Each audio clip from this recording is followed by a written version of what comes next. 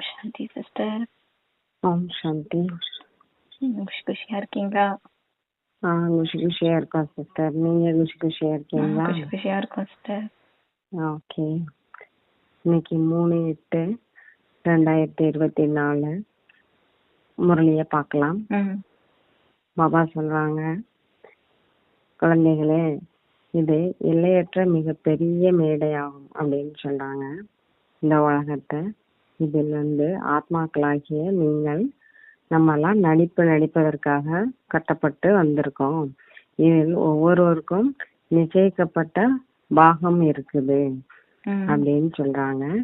கேள்வி என்னன்னா, கர்மாத்தீத், அதாவது கர்மங்களை வென்றவர்கள் அந்த நிலைக்கு பலனாக அடைவதற்கான முயற்சி என்ன அப்படின்னு கேக்குறாங்க.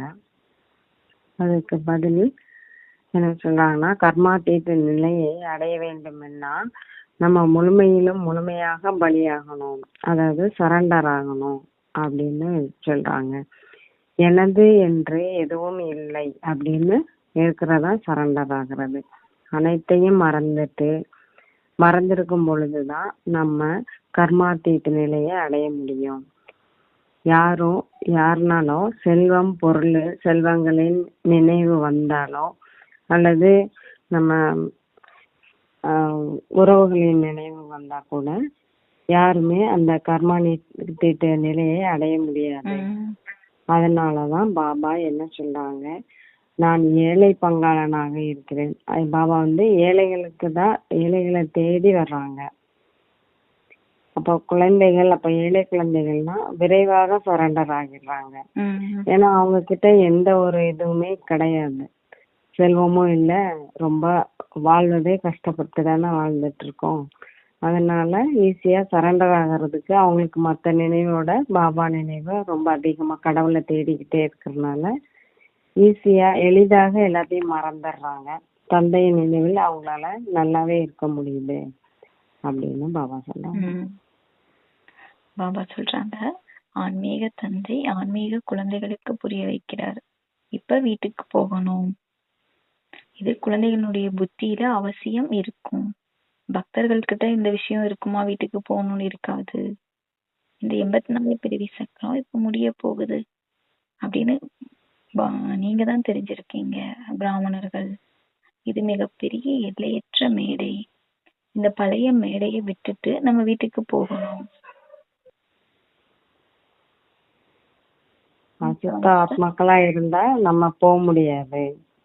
அதனால அவசியம் நம்ம கண்டிப்பா தூய்மையானாதான் நம்ம வீட்டுக்கு போக முடியும். இப்போது இந்த விளையாட்டின் இறுதியாகும், அதாவது நம்ம கல்பத்தின் கடைசி பாகத்துக்கு வந்துட்டோம். அவ்வாறு தூய்மை, அதாவது நம்ம துக்கத்திலிருந்து கடைசி பொழுது இப்ப நம்ம ஒவ்வொருத்தருமே அனுபவிச்சுட்டு இருக்கோம். இந்த நேரத்துல இவை அனைத்தும் மாயையின் கவர்ச்சியாகும். இந்த நேரத்துல நிறைய ஒவ்வொரு இதுவும் இது நல்லா பெருசா வித்தியாசமா நல்லா இருக்கேன்னு நம்ம மனுஷங்க பார்த்து வியந்து பாக்குறது ஃபுல்லாவே மாயாவின் கவர்ச்சி அப்படிங்கிறாரு. இதையே மனிதர்கள் சொர்க்கம் அப்படின்னு நினைக்கிறாங்க. எவ்வளவு மாட மாளிகைகள், வாகன வசதிகள் போன்றவை இருக்குது. இப்போ இதுதான் மாயையின் போட்டி அப்படின்னு சொல்லப்படுது. நகரத்திற்கு, அதாவது நரகத்திற்கு சொர்க்கத்திற்குமான போட்டியாகும். இப்போது அல்பகால சுகம் இருக்குது நரகத்துல. நாடகப்படி இது மாயையின் பேராசைன்னு சொல்லலாம். எவ்வளவு மனிதர்கள் இருக்கிறாங்க நரகத்துல. முதல்ல ஒரே ஒரு ஆதி சனாதன தேவதா தர்மம் மட்டுமே இருந்துச்சு. இப்பொழுது மேடை முழுவதும், அதாவது உலகம் முழுவதுமே பல்வேறு தர்மங்களால் நிறைந்து விட்டது. ஆனா இது சத்தியுகத்துல ஒரே ஒரு தர்மம் மட்டும்தான் இருந்தது அப்படிங்காங்க. இப்போது இந்த சக்கரம் முடிவடைகிறது, கல்பம் முடியுது, உலகம் தமோ பிரதானமாக இருக்குது. இப்போ பிறகு சதோ பிரதானமாக வேண்டும். முழு உலகமும் புதியதாக ஆகணும், அப்படித்தானே? அதனால புதியதிலிருந்து பழையதாக ஆகிறதும் பழையதிலிருந்து புதியதா ஆகிறதும் இது ஒரு கணக்கிட முடியாத முறை நடைபெற்றுக்கிட்டே இருக்குது. 5000 வருஷத்துக்கு ஒரு முறை திரும்ப திரும்ப இது நடந்துட்டே இருக்கு. இப்போ அந்த ஒரு கல்பம் கூட 5000 வருஷம்னு பாபா சொல்லிட்டாங்க. ஆனா இந்த கல்பம் எத்தனை கல்பம் முடிஞ்சிருக்குன்னு தெரியாது, யாருக்கும் தெரியாது. அது அழிவற்ற முறை நடந்துகிட்டே தான் இருக்கும். பிறக்கிறோம், போகிறோம், அந்த மாதிரிதான் ஆத்மாக்கள் இறங்கி வர்றதும் போறதுமா தான் இருக்கிறோம். இது அழிவற்ற விளையாட்டு அப்படின்னு சொல்றாங்க பாபா. எப்பொழுது ஆரம்பமானது என்று கூறவே முடியாது, யாராலையுமே சொல்ல முடியாது. அதான் இது அழிவற்ற நாடக மேடை அப்படின்னு சொல்றாங்க. இதை நம்ம நல்லா புரிஞ்சுக்குவோம். அதாவது பாபா குழந்தைங்க நல்லா புரிஞ்சுக்குவாங்க. வேறு யாரும் இத பத்தி புரியவே கிடையாது. நீங்கள் என்ன ஞானம் அடைவதற்கு முன்பு எதையும் அறியாமல் நம்மளும் அப்படிதான் இருந்தோம் அப்படின்னு சொல்றாங்க. தேவதைகளும் அறியவில்லை. அவங்க தேவதைகளும் அந்த சத்தியுகத்துல பிறந்தப்பவும் அவங்களுக்கும் தெரியாது இது ஒரு கல்பம், இங்கதான் நம்ம பிறந்திருக்கோம் அப்படிங்கிற விஷயம் அவங்களுக்கு கூட தெரியாது. சங்கம யுக பிராமணர்களாகிய நம்மளுக்கு மட்டும்தான் இது தெரியும். ஏன்னா பாபா தான் சொல்றாங்க, அதனால நம்மளுக்கு மட்டும் தெரியும். பிறகு இந்த ஞானம் மறந்தே போயிடும், அது மறந்துடும். நம்ம நெக்ஸ்ட் பிறவி எடுக்கிறப்போ சத்தியுகத்துல எடுக்கிறப்போ மறந்து போயிடும் எல்லாருக்குமே. தந்தை சுகதாமத்திற்கு எஜமானராக ஆக்குறாரு நம்மள. வேற என்ன தேவை? அதாவது நம்மளுக்கு எல்லா ஹெல்த், வெல்த், நிம்மதி, இனிமையான உறவு எல்லாமே கொடுக்குறாங்க சத்தியுகத்துக்கு. அப்போ நம்மளுக்கு வேற என்ன தேவை அப்படின்னு சொல்லி தந்தை கேட்குறாங்க. தந்தையிடம் என்னென்ன அடைய வேண்டுமோ அதை அனைத்தையும் அடைந்து விட்டோம். அடைவதற்கு வேற எதுவுமே கிடையாது. ஆக தந்தை என்ன குழந்தைங்களுக்கு புரிய வைக்கிறாருன்னா, நீங்கள் தான் அனைவரையும் விட தூய்மை இல்லாதவராக ஆகியிருந்தீங்க. முதல்ல நடிப்பதற்காக நீங்கள் தான் வந்தீங்க. நீங்கள் தான் முதலில் செல்ல வேண்டும். ஃபர்ஸ்ட் வந்தவங்க தான் ஃபர்ஸ்ட் போறோம். சக்கரம் தானே, அதனால முதல்ல யார் வந்தாங்களோ அவங்கதான் முதல்ல போகணும் அப்படின்னு சொல்றாங்க. நீங்கள் தான் மாலையில் வருவீர்கள். அதாவது ருத்ர மாலை. இது ருத்ர மாலை தானே. நம்ம பாபாவை வேண்டி நம்ம தவம் எல்லாம் புருஷார்த்தம் பண்றதெல்லாம் நம்ம ருத்ர மாலையில் வர்றதுக்கு தானே பண்றோம். அதனால இந்த ருத்ர மாலையில நம்ம தான் கோர்க்கப்படுறோம். நூல் முழுவதும் உலகின் மனிதர்களுக்கு கட்டப்பட்டுள்ளாங்க. அந்த ருத்ரமாலைங்கிற நூல்லையே எல்லாருமே ஒரு நூல்ல தான் அப்படியே கட்டி இருக்காங்க ஆத்மாக்கள். நூலிலிருந்து விடுபட்டு பரந்தாமத்திற்கு சென்று விடுவீர்கள் அப்படின்னு சொல்றாங்க. பிறகு இவ்வாறே மாலையில் கட்டப்பட்டு வருவீர்கள். மிக பெரிய மாலையாகும். ஆத்மாக்கெல்லாம் கட்டி இது ஒரு பெரிய மாலையா இருக்கு. சிவபாபாவுக்கு எவ்வளவு குழந்தைகள் இருக்கிறாங்க. முதலில் தேவதைகளாகிய நீங்கள் தான் வர்றீங்க அப்படின்னு சொல்றாங்க. இது எல்லையற்ற மாலையாகும். நீங்க சொல்லுங்க. பாபா சொல்றாங்க, இது எல்லையற்ற மாலை. இதுல அனைவருமே மணி போல் கட்டுண்டு இருக்கீங்க. ருத்ர மாலை, விஷ்ணு மாலைன்னு பாடப்படுது. ஆனா பிரஜாபிதா பிரம்மாவுக்கு மாலை கிடையாது. ஏன்னா பிரம்மா குமாரிகளாகி உங்களுக்கு மாலையை உருவாக்கவே முடியல. ஏன்னா நீங்க முன்னேற்றம் அடைகிறீங்க, அப்புறம் கீழே விழுகிறீங்க, தோல்வி அடைகிறீங்க. அடிக்கடி என்ன ஆகுது, மேல போறோம் கீழே வரோம். மாயா கீழே விழ வச்சுட்டே இருக்கு. அதனால பிராமணர்களின் மாலையை உருவாக்கவே முடியல அப்படின்னு பாபா சொல்றாரு. எப்ப முழுமையாக தேர்ச்சி அடைவீங்களோ அப்பதான் விஷ்ணு மாலை உருவாகும். எப்ப தேர்ச்சி அடைவீங்களோ அதுதான் பிரம்மாவின் மாலைன்னு சொல்ல முடியும். இந்த நேரத்துல மாலை உருவாக்கவே முடியல. ஏன்னா இன்னைக்கு தூய்மையா இருக்கீங்க, நாளைக்கு மாயா அடி கொடுத்து உங்களை கலைகளே இல்லாம ஆக்கிடுது. செய்த வருமானம் அத்தனையும் அழிஞ்சிடுது, சிதறி போயிடுறீங்க. எங்கிருந்து விழுகிறீங்கன்னு சிந்திச்சு பாருங்க. அப்பா உங்களை உலகத்துக்கே எஜமானர் ஆக்குறாரு. அவரது ஸ்ரீமத் படி நடக்கிறதுனால நீங்க உயர்ந்த பதவி அடைய முடியும். தோல்வி அடைஞ்சீங்கன்னா எல்லாமே முடிஞ்சிருச்சு. காம விகாரம் மிகப்பெரிய எதிரி. அதன் மீது நீங்க தோல்வி அடையக்கூடாது. மற்ற அனைத்து விகாரமுமே அதனுடைய குழந்தைகள் தான். மிகப்பெரிய எதிரி இதுவா அனைத்து விகாரத்துக்கும் தாய் வந்து காம விகாரம். அதன் மீதுதான் நீங்க வெற்றி அடையணும். அதை வெல்வதின் மூலம் நீங்க உலகத்தையே வென்றவர் ஆவீங்க. இந்த 5 விகாரங்கள் உங்களுடைய அரை கல்பத்துக்கான எதிரிகள். அரை கல்பம் உங்களை துக்கத்துல உங்களுக்கு துக்கம் கொடுத்துட்டே இருந்தது, விடவே மாட்டுது. உங்களை கோபப்பட வேண்டி இருக்குன்னு உலகத்துல சொல்றாங்க. ஏதாவது காரியம் ஆகணும்னா கோபப்படணும். அப்ப அதுல எதுக்கு கோவப்படணும் அப்படின்னு பாபா கேக்குறாரு. அன்பாக கூட நீங்க காரியங்களை செய்ய வைக்கலாம். ஏன்னா ஒரு திருடனுக்கு கூட நீங்க அன்பா புரிய வச்சா அவர் உடனே என்ன பண்ணிடுவாரு, உண்மைய சொல்லிடுவாரு. அப்பா சொல்றாரு, நான் அன்பு கடல் இல்லையா, அப்ப என்னுடைய குழந்தைகள் கூட எப்படி இருக்கணும், அன்பு கடலாக இருந்து காரியம் செய்யணும். அப்ப எந்த பதவியில இருந்தாலும் சரி, அப்ப பாபா சொல்றாரு, தொழில் சில பேர் சொல்லுவாங்க டீச்சர் வேலையில இருக்கேன், அந்த கோபத்தை காமிச்சாதான் குழந்தைங்களை படிக்க வைக்க முடியும், நான் போலீஸா இருக்கேன், ராணுவத்துல இருக்கேன்னு சொன்னா கூட, எந்த தொழில இருந்தாலும் சரி, பாபா ராணுவத்தினர்கள் கூட அங்க வராங்களாம், அவங்களுக்கு சொல்லி புரிய வைக்கிறாரு. நீங்க சொர்க்கத்துக்கு போக விரும்புறீங்கல்ல, அப்ப சிவ தந்தையை நினைவு செய்யுங்க. அப்ப உலகத்துல சொல்லுவாங்கன்னா, யுத்தத்துல மிலிட்டரியில இருக்கவங்கள நீங்க யுத்தத்துல இறந்தீங்கன்னா சொர்க்கத்துக்கு போயிடுவீங்கன்னு சொல்லுவாங்களாம். ஆனா உண்மையான யுத்த மைதானம் இதுதான். சொல்லுங்க. அவர்கள் யுத்தம் செய்தே இறந்து விடுவார்கள். பிறகு அங்கு சென்று பிறப்பு எடுக்கிறாங்க. அந்த யுத்தத்துல இறந்து போறவங்க கூட திரும்பவும் பிறப்பு எடுக்கிறாங்க. ஏனெனில் சமஸ்காரம் எடுத்து செல்கிறது. அப்போ அவங்களுக்கு வந்து என்ன பதிஞ்சிருக்கோ சமஸ்காரத்துல அதை எடுத்துட்டு அப்படியே யுத்தத்துக்கு போறாங்க, நெக்ஸ்ட் பர்த்துக்கு போறாங்க. சொர்க்கத்துக்கு செல்ல முடியாது. அந்த மாதிரி என்ன சமஸ்காரம் கடைசியில அவங்களுக்கு இருக்கோ அந்த மாதிரி தான் அவங்க அடுத்த பிறவே எடுப்பாங்க. அவங்க டைரக்டா சொர்க்கத்துக்கு போவாங்கன்னு கிடையாது. எங்க ராணுவத்துல உள்ளவங்க அந்த மாதிரி சும்மா சொல்லிக்கிறோம், ஆனா அந்த மாதிரி போக முடியாது. ஆக பாபா அவர்களுக்கு புரிய வைக்கிறார். சிவ பாபாவை நினைவு செய்வதன் மூலம் நீங்கள் சொர்க்கத்திற்கு செல்ல முடியும். ஏன்னா சொர்க்கம் ஸ்தாபனையாகி கொண்டிருக்குது. சிவ பாபாவின் நினைவின் மூலம் தான் விகாரத்தை விநாசமாக்க முடியும். இது இந்த சிறிதும் இந்த ஞானம் கிடைத்தாலும் அழிவில்லாத ஞானமாகும். ஒரு பொழுதும் இது விநாசமே ஆகாது.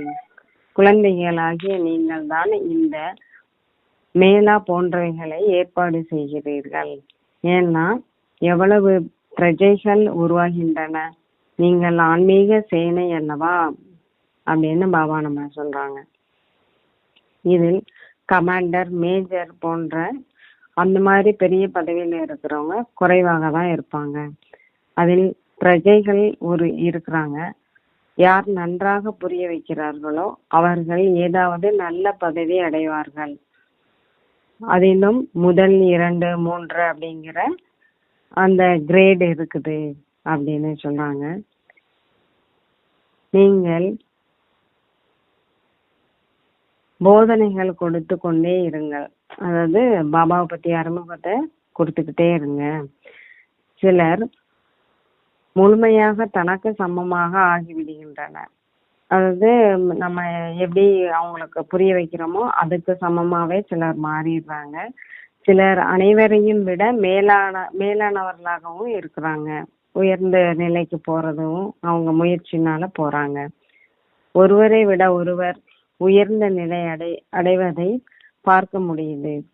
அப்போ ஒருவர் அந்த புருஷார்த்தம் செய்து முந்தி கொண்டு போறதையும் பார்க்க முடியுது. புதியவர்கள் பழையவர்களை விட வேகமாக சென்று விடுகிறார்கள். தந்தையிடம் முழு யோகா ஏற்பட்டு விட்டால் மிக உயர்ந்த நிலைக்கு போயிடுவாங்க. அனைத்திற்கும் ஆதாரம் யோகா தான் அப்படின்னு சொன்னாங்க. யோகம் வச்சாதான் நம்ம அந்த உயரத்துக்கு போக முடியும். ஞானம் மிகவும் எளியது. பாபா சொல்ல ஞானத்தை நம்ம யாருனாலும் ஈஸியா சொல்லிடலாம். நீங்கள் உணர்ந்திருப்பீர்கள், தந்தையின் நினைவில் தடைகள் ஏற்படுகிறது, ஆனா நினைவுல தான் ரொம்ப தடை ஏற்படுது அப்படிங்காங்க. தந்தை என்ன சொன்னாங்கன்னா, உணவு சாப்பிட்டாலும் தந்தையின் நினைவுல சாப்பிடணும் அப்படின்னு சொல்றாங்க. ஆனால் சில பேரு 2 நிமிஷம் 5 நிமிஷம் தான் நினைவே இருக்குது பாபாவுடைய நினைவு. முழு நேரமும் நினைவில் இருப்பதன் மூலம் மிகவும் கடினமாக இருக்குது. அந்த முழு நேரமே நினைவுல அவங்களால இருக்க முடியல. மாயை எப்படியாவது ஊதி தள்ளி விடுகிறதா. முழு நேரம் இருக்கணும்னு நம்ம நினைக்கிறோம், ஆனா மாயா விகார குணத்தினால எப்படியாவது ஊதி தள்ளிடுது அப்படிங்கிற. தந்தையை தவிர வேறு யாருடைய நினைவும் இல்லாமல் இருக்கும் பொழுதுதான் கர்மாத்தீத் நிலை ஏற்படும். ஒருவேளை ஏதாவது என்னுடையதாக இருந்தால் எனது அது அவசியம் நினைவுக்கு வரும். ஏதாவது நம்மளுக்கு அப்படின்னு ஏதாவது ஒரு பொருளோ அல்லது ஏதாவது ஒரு உறவுகளையோ நம்ம நினைத்தோம்னா அது கடைசி நேரத்துல நம்மளுக்கு கண்டிப்பா நினைவு வந்துடும். இந்த பாபாவை போன்று எதுவும் நினைவுக்கு வரக்கூடாது. இவருக்கு என்ன நினைவுக்கு வரும்? குழந்தைகள், செல்வம் ஏதாவது இருக்குதா அப்படின்னு கேக்குறாங்க. பாபா நம்மகிட்ட கேக்குறாங்க. குழந்தைகள், நீங்க மட்டும் நினைவுக்கு வருவீர்கள். அப்ப பாபாக்கு நம்ம மட்டும்தான் நினைவு வருவோம். அவருக்கு எதுவுமே கிடையாது. அதனால அவரு குழந்தைங்க மட்டும் நம்மளை மட்டும் தான் நினைக்கிறாரு. நீங்கள் அவசியம் தந்தையின் நினைவுக்கு வருவீர்கள். ஏன்னா நன்மை செய்வதற்காகவே தந்தை வருகிறார். அனைவரையும் நினைவு செய்கிறார். இருப்பினும் புத்தி மலர்களின் பக்கம்தான் சென்று விடுகிறது. பாபா எல்லாரையுமே நினைக்கிறாரு. ஆனா ரொம்ப யார் நல்லா நினைவு பண்றாங்களா பாபாவை, அவங்க பக்கம் பாபாவின் நினைப்பும் போகுது அப்படிங்கிறாங்க. பல வகையான மலர் இருக்குது. சில நறுமணம் இல்லாமலும் இருக்குது. பூந்தோட்டம் தானே இது, அதனால அந்த மாதிரியே சில மலர்கள் இருக்கு. தந்தை தான் தோட்டக்காரர், எஜமானர் என்று கூறுகிறோம். மனிதர்கள் கோபத்தில் எவ்வளவு சண்டையிட்டு கொள்கிறார்கள். அப்போ சண்டையிட்டாங்கனாலே என்ன ஆகுது? அவங்க தேகதாரியா மாறிடுறாங்க, தேக அபிமானியா மாறிடுறாங்க. அப்படி இருந்தா யாராவது கோபப்பட்டால் அமைதியாக இருங்கள் என்று தந்தை புரிய வைக்கிறார். கோப பூதம் தானே, கோபமும் ஒரு பூதம் தானே. பூதத்திற்கு முன்பு அமைதி பதிலுரை பதில் சொல்லணும். பதில் வச்சிட்டோம்னா அப்போ நம்ம அதுதான் கோபம் வரக்கூடாதுன்னா அமைதி இருந்தாதான் நம்ம கோபத்தையும் வெல்ல முடியும் அப்படின்னு சொல்றாங்க. பாபா சொல்றாங்க, யாராவது கோவப்பட்டாங்கன்னா நீங்க அமைதியா இருங்க. ஏன்னா அவங்களுக்குள்ள ஒரு பூதம் இருக்கு. பூதத்துக்கு முன்னாடி நம்மளும் இது பண்ணோம்னா என்னவோ அதிகமா தான் ஆகும் பிரச்சனை. அப்ப பூதத்துக்கு முன்னாடி நீங்க அமைதியா இருந்துட்டீங்கன்னா அது என்னமாயிடும், சாந்தமாயிடும். அதுக்கு முன்னாடி அமைதியா பதில் சொல்லணும் அப்படின்னு உதாரணம் சொல்றாரு. பாபா சொல்றாங்க, அனைத்து சாஸ்திரங்களின் தாய் யாரு? ஸ்ரீமத் பகவத்கீதை. அப்ப நம்ம இது இந்த உண்மையான கீதை எது? பாபா சொல்லக்கூடிய இந்த ஞானம். இது ஈஸ்வரிய வழி. அப்ப ஈஸ்வரிய வழி, அசுர வழி மற்றும் தெய்வீக வழிய யாரு புரிய வைக்கிறா? ஒரே ஒரு தந்தை தான். எதன் மூலமா? ராஜயோகத்தின் ஞானத்தின் மூலமா புரிய வைக்கிறார். பிறகு இந்த ஞானம் மறைஞ்சு போயிடும். ராஜாவுக்கெல்லாம் ராஜா ஆன பிறகு இந்த ஞானம் எதுக்கு? இந்த ஞானமே ராஜா ஆகிறதுக்கு. ஆனதுக்கு அப்புறம் சத்தியுகத்துல இது எதுக்கு? 21 பிறவிகளுக்கு நீங்க பிராப்திய அனுபவம் பண்றீங்க. இந்த முயற்சியின் பலன்தான் இதுன்னு அங்க தெரியாது. அங்க போயிட்டா இது எல்லாமே மறந்துடும். பல முறை நீங்க சத்தியுகத்துக்கு போயிருக்கீங்க. ஒரு முறை 2 முறை கிடையாது. இந்த சக்கரம் சுத்திக்கிட்டே இருக்கும்.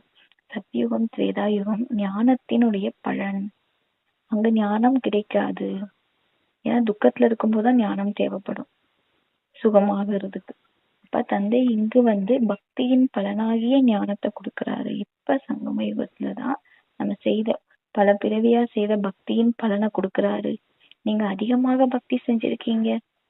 இப்ப நீங்க ஒரு தந்தையை நினைவு செஞ்சா தமோ பிரதானத்துல இருந்து சதோ பிரதானம் ஆயிடுவீங்க. ஆனா இதுலதான் முயற்சி இருக்கு. படைப்பினுடைய முதல் இடை கதையை நினைவு செஞ்சா நீங்க சக்கரவர்த்தி ராஜா ஆயிடுவீங்க. பகவான் வருவதே குழந்தைகளை பகவான் பகவதிகளாக ஆக்குறதுக்காக தானே. இப்ப தேகதாரிகளை பகவான் பகவதின்னு சொல்ல முடியாது. பிரம்மா, விஷ்ணு, சிவன் 3 பேருக்கு எவ்வளவு சம்பந்தம் இருக்கு. இந்த பிரம்மாதான் விஷ்ணுவாகிறாரு. அப்ப இவருக்கு இந்த பிரம்மாவுடைய சரீரத்துலதான் சிவன் பிரவேசமாகிறாரு. சூட்சும வதனவாசிகள் பரிஸ்தாக்கள்னு சொல்றாங்க. அப்ப நீங்க கூட அப்படிப்பட்ட பரிஸ்தாக்களாக ஆகணும். அப்ப நிறைய சாட்சாத்காரம் ஏற்படுது. அமைதி, சைகை, இங்கு பேச்சுக்கள், இது அமைதி. அங்க சூட்சும வதனத்துல சைகை பாஷை தான் இருக்கும்.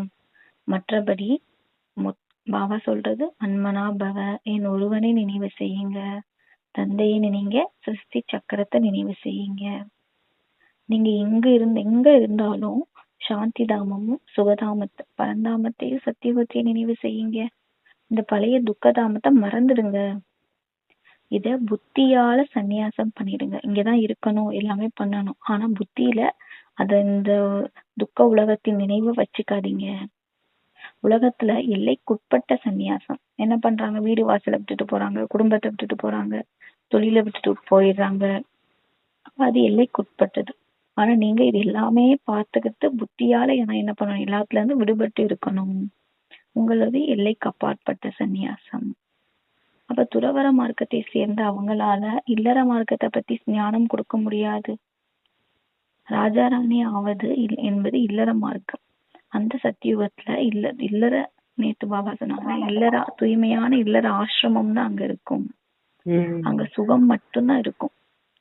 ஆனா அவங்க சுகத்தை ஏத்துக்கிறதே கிடையாது. சன்னியாசிகள் கூட கோடிக்கணக்குல இருக்காங்க. அவங்களுடைய வளர்ப்பு அல்லது வருமானம் எப்படி அவங்க வளர்றாங்கன்னா, இல்லற மார்க்கத்தினர்கிட்ட இருந்துதான் பணம் அவங்க எல்லாமே வாங்கிக்கிறாங்க தன்னுடைய வாழ்க்கைக்கு.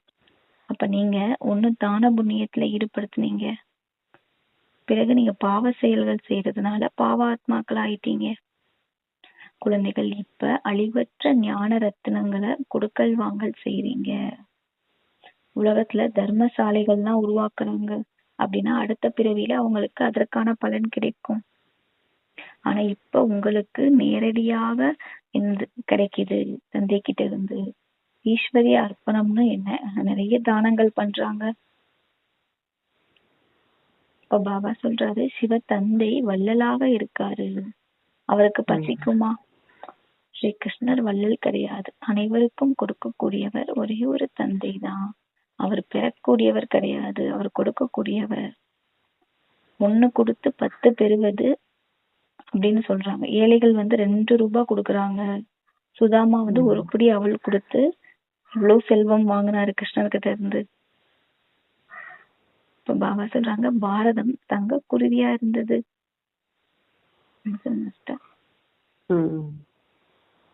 அதாவது தந்தை எவ்வளவு செல்வங்களை நம்மளுக்கு கொடுக்கறாங்க.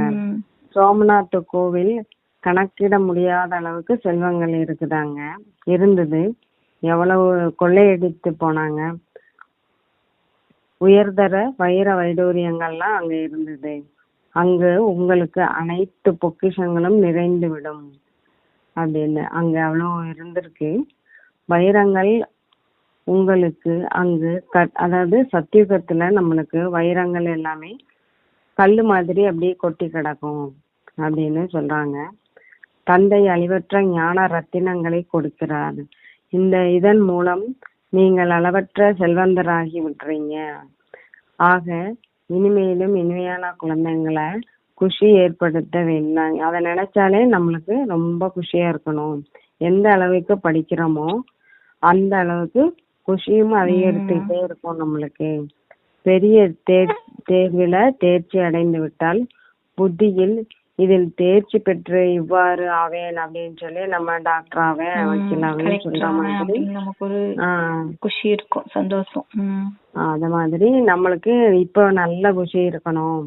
ஏன்னா இதை செய்வேன் என்று இருக்கும். அதே மாதிரியே இப்போ தேவதையாக ஆவேன் அப்படின்னு நம்மளும் குஷியா இருக்கணும். இது ஜட சித்திரமாங்க. அதெல்லாம் ஜட சித்திரமா இருக்கு. அங்க நாம் சைத்தன்யமாக ஆவோம். இப்ப கோயில்ல லட்சுமி நாராயணன் எல்லாமே நம்ம சிலைகளா பாக்குறோம். சத்தியுகத்துல நம்ம உயிரோட்டமா அங்க இருந்தோம். நம்ம உயிரோட்டமா தான் அங்க இருந்தோம் சத்தியுகத்துல. இப்போ இருக்கிற உருவாக்கி இருக்கும் இந்த சித்திரங்கள் எங்க இருந்ததுன்னா தெய்வீக திருஷ்டியினால் நீங்கள் பார்த்து வந்தீர்கள். அது அப்படின்னு வரைஞ்சிருந்தோம். அப்போ சித்திரங்கள் மிகவும் ஆச்சரியமானதாக இருக்குது. இப்ப பார்த்தா எவ்வளவு அழகா இருக்கு அப்படின்னு நம்மளே அப்படி நினைக்கிறோம். பிரம்மா உருவாக்கி இருப்பதாக சிலர் நம்புறாங்க. ஒருவேளை இவை யாரிடமாவது கற்றிருந்தாலும் ஒரே ஒருவர் மட்டும்தானே அவருக்கு கற்றுக் கொடுப்பாரா அப்படின்னு கேக்குறாங்க.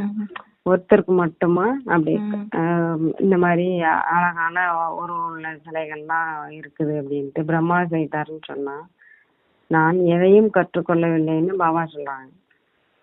அவர் என்ன சொல்றாங்கன்னா, இந்த தந்தை தெய்வீக திருஷ்டியினால் உருவாக்குகின்றார் நம்மள. இந்த சித்திரங்கள் பாபா வீட்டுல இருக்க அந்த படங்கள் இருக்கு, 7 நாள் படம், அந்த கோர்ஸ் படம் எல்லாமே வந்து பிரம்ம பாபாவா வரைஞ்சிருக்காரு அப்படின்னு நிறைய பேர் சொல்றாங்க. ஆனா பாபா சொல்றாரு, அப்படி அவருக்கு யாராவது சொல்லி கொடுத்திருந்தாங்கன்னா அவருக்கு மட்டுமா தனியா கூப்பிட்டு சொல்லி கொடுப்பாங்க, எத்தனை பேரை அதுக்கு சொல்லி கொடுத்திருப்பாங்க. அப்ப அவர் யாருக்கிட்ட இருந்து கத்துக்கல. இது எல்லாமே சிவபாபா வந்து தெய்வீக திருஷ்டி கொடுத்து அந்த குழந்தைங்களுக்கு அந்த திருஷ்டியின் மூலமா அந்த படத்தை வரைஞ்சாங்க. லட்சுமி நாராயணன் படம் மற்ற எல்லா படங்களுமே. பக்தியில எவ்வளவு சடங்குகள் இருக்குது. ஆனா இங்க அந்த மாதிரி எதுவுமே கிடையாது. புதிய உலகில் அனைத்தும் புதிதாக தான் இருக்கும். நீங்கள் பலமுறை சொர்க்கத்திற்கு எஜமானர்களாக ஆயிருக்கீங்க. பிறகு மாயை இப்போ வந்து தோல்வி அடைய செய்யுது. மாயை என்னும் விகாரங்களை தான் கூறப்படுகிறது தவிர ஆனா மத்த விகாரத்தை தான் நம்ம அப்படி சொல்றோம். செல்வத்தை சொல்றது இல்ல, பணத்தை. சில பேர் உலகத்துல சன்னியாசிகள் பணம் வந்து மாயா, உறவுகள் மாயா அப்படின்னு சொல்லிடுறாங்க. ஆனா பாபா சொல்றாரு விகாரங்கள் மட்டும்தான் மாயை, உங்களுக்கு செல்வம் உறவுகள் எல்லாமே வேணும் அப்படின்னு சொல்றாரு. இப்போ குழந்தைகள்ல பாபா சொல்றாங்க, குழந்தைகளாகிய நீங்க வந்து ராவணன் சிறையில தான் இப்போ இருக்கீங்க. அதுவும் அரை கல்பத்துக்கு ராவணன் சிறையில இருக்கீங்க. ராவணன் அனைவருக்கும் பழைய எதிரி, நம்மளுடைய பழைய எதிரி. அரை கல்பத்திற்கு அதாவது ராஜ்யம் நடந்தது 1,00,000 ஆண்டுகள் என்று கூறினால, அப்படி சொன்னனால பாதி பாதி என்ற கணக்கு இல்லாமலாகிட்டது. இப்போ அவங்க லட்சக்கணக்கு அப்படின்னு இப்போ நம்ம இரவு பகல்ட்டு பாதியா சொல்றோம்ல, அந்த 5000 கணக்கு வந்து யாருக்குமே இப்ப புரியறது இல்ல. உங்களுக்கு தந்தை கூறுறாரு, முழு கல்பத்தின் ஆயுளே 5000 வருஷம். அதுல 84 பிறவி நம்ம எடுக்கிறோம். மிகப்பெரிய இது வந்து ஒரு மிகப்பெரிய கட்டுக்கதை. 84 லட்சம்னு சொல்லிட்டாங்க. அது பெரிய கட்டுக்கதை அப்படின்னாங்க. சூரியவன்சி சந்திரவன்சி தேவி தேவதைகள் லட்சக்கணக்கான ஆண்டுகள்ல தான் இருந்தாங்களா என்ன அப்படின்னு கேக்குறாங்க. புத்தி வந்து வேலை செய்யறதே கிடையாது. இப்போது நம்மெல்லாம் என்ன சொல்றோம்னா தவறானது அந்த இது அந்த மாதிரி ஒரு சன்னியாசிகள் வந்து சன்னியாசிகளுக்கு இது எல்லாமே தப்புன்னு தெரியும். இப்ப நம்ம சொல்றது 84 லட்சம் இல்ல அப்படின்னு சொல்றதெல்லாம் தெரியும். ஆனா அவங்க வந்து நம்ம சொல்றது தப்பு அப்படின்னு சொல்லிட்டா நம்மளோட ஃபாலோவர்ஸ் வந்து நம்மள இதா நினைச்சிருவாங்க, தப்பா நினைச்சிருவாங்க, நம்ம ஃபாலோ பண்ணாம போயிருவாங்கன்னு சொல்லி ஏத்துக்க மாட்டாங்க. அப்போ ரொம்ப ஏதாவது பிரச்சனை ஆயிடும்ல அவங்களுக்கு. ஆமா. அதனால அவங்க என்ன பண்றாங்கன்னா தனது ராஜ்யத்தை அவங்களுடைய அந்த பிடிவாதமா அவங்க சொல்றது கரெக்ட் அப்படின்ட்டு சொல்லிருக்காங்க. கடைசியில என்னாகுது, ஒண்ணுமே புரிஞ்சுக்கிடவே முடியாம போயிருது. இப்பொழுது செல்வந்தர்களும் ஞானம் அடைய இப்போ இந்த இதுல சன்னியாசிகளும் ஞானத்துக்கு வரமாட்டாங்க, ரொம்ப பெரிய பணக்காரங்க செல்வந்தர்களும் வரமாட்டாங்க. ஏன்னா பாபா வந்து ஏழை பங்காளன். செல்வந்தர்கள் வந்து சரண்டர் ஆகி கர்மாத்தீத்த நிலையை அடையவே முடியாது. தந்தை மிக பெரிய வியாபாரியாக இருக்கிறாங்க. அவர் வந்து ஏழைகளிடத்துலதான் இந்த கொடுக்கல் வாங்கலை நடத்திட்டு இருக்கிறாரு. செல்வந்தர்களிடமிருந்து பெற்றால் பிறகு அந்த அளவிற்கு கொடுக்க வேண்டியது இருக்கும். செல்வந்தர்கள் விழிப்படைவதே கடினமாகும். அதனால அனைத்தையும் மறக்க வேண்டியது இருக்கும். அவங்க அவ்வளத்தையும் விட்டுட்டு ஒண்ணும் வேண்டாம் அப்படின்னு சொல்லிட்டு வர்றது அவங்களுக்கு ரொம்ப கஷ்டம். ஆனா ஏழைகள் வந்து அதை பத்தி செல்வத்தை பத்தியே நினைக்கிறதே கிடையாது. எதையும் அது வந்து இது எனக்கு அப்படின்னு கூட எதையும் நினைக்க மாட்டாங்க. அப்பொழுதுதான் கர்மாத்தீத்த நிலை ஏற்படும். எதுவும் எனக்கு இல்லைன்னு நினைக்கிறப்பதான் அந்த நிலையை நம்ம அடைவோம். கல்பத்திற்கு முன்பு ஆசையை எப்படி அடைந்தோமோ அதே மாதிரி திரும்பவும் நம்மளுக்கு பாபா ஆசையை கொடுப்பாங்க. பாபா வரம் கொடுக்கறாங்க, தபஸ்வி மூர்த்தி ஆகுங்க. அதாவது விகாரங்கள்ன்ற விஷ பாம்புகளை கழுத்து மாலையாக ஆக்கக்கூடிய சங்கரருக்கு சமமாக தபஸ்வி மூர்த்தி ஆகுங்க. இந்த 5 விகாரங்கள் உலக மக்களுக்கு விஷ பாம்புகளா இருக்கு. அந்த பாம்புகள் யோகி மற்றும் பிரயோகி, அதாவது யோக சக்திய பயன்பாட்டுல கொண்டு வரக்கூடிய ஆத்துமாக்கள் உங்களுக்கு கழுத்து மாலை. அந்த விஷ பாம்பு நமக்கு கழுத்து மாலையா இருக்கு. பிராமணர்களாகிய உங்களுடைய மற்றும் பிரம்மா பாபாவினுடைய அசரீரி தபஸ்வி சங்கர் சொரூபத்தினுடைய நினைவு சின்னம். அதாவது இந்த சங்கர் அப்படின்றவர் நம்மளுடைய நினைவு சின்னம் தான். அந்த விகாரங்கிற கழுத்து மாலைய தன்னுடைய யோக சக்தியின் மூலமா விகாரம்ன்ற பாம்ப கழுத்து மாலையாக்கிட்டாரு. ஆனா உலகத்துல இருக்கிறவங்க என்ன பண்றாங்க, அதை பார்த்து பயப்படுறாங்க. இன்று வரையிலும் அவருக்கு பூஜை நடக்குது. இரண்டாவது, இந்த பாம்பு குஷியில் நடனம் ஆடுவதற்கான மேடையாகுது. பக்தியில பாம்பின் மேல என்ன பண்ணாரு, விஷ்ணு நடனம் ஆடினாரு அப்படின்னு ஒரு இது இருக்கும். அது அந்த உதாரணத்தை பாபா சொல்றாங்க. அப்ப எதிரியை தான் இந்த பாம்புல குஷியில நடனம் ஆடுறாங்க பாம்பு மேல. அப்ப அந்த ஸ்திதியை தான் மேடையாக காண்பிக்கிறாங்க. விகாரங்கள் மீது அப்படிப்பட்ட வெற்றியாளர் எப்ப நீங்க ஆகுறீங்களோ அப்பதான் தபஸ்வி மூர்த்தி பிரயோகி ஆத்மான்னு சொல்ல முடியும். ஸ்லோகன் சொல்லுங்க. ஸ்லோகன்: யாருடைய சுபாவம் இனிமையானதாக சாந்தமானதாக இருக்குதோ அவர்களிடம் கோபம் என்ற பூதம் போர் புரிய முடியாது அப்படின்னு சொல்றாரு மாதா சொல்றாங்க. நம்ம ஓம் சாந்தி சார்.